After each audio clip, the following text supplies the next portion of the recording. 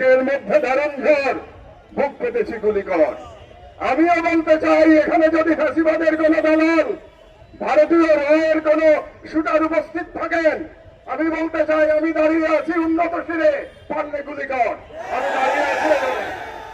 সুতরাং আমাদের লড়াই অব্যাহত রাখতে হবে। এক হাদিকে গুলি করে আমাদের এই যুদ্ধ থামিয়ে দেওয়া যাবে না।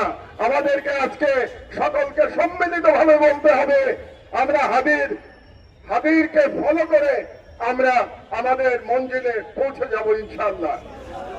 আরেকটি ঘোষণা আপনাদেরকে করতে চাই। হাদি একটা অসাধারণ কাজ শুরু করেছিল। হাদি একটা কাজ পাগলা ছেলে, অসাধারণ কাজ শুরু করেছিল।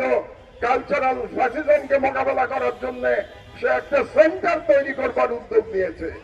ভাবতে পারেন, এই যুগে যখন তরুণেরা বই পড়া ছেড়ে দিয়েছে, তখন সেই কালচারাল সেন্টারে হাদি ঘুরে ঘুরে মানুষের কাছ থেকে বই জোগাড় করছে, আগামী প্রজন্মকে উপযুক্ত করবার জন্য, ইন্টেলেকচুয়াল ফাইট করবার জন্য, কালচারাল ফ্যাসিজম মোকাবেলা করবার জন্য।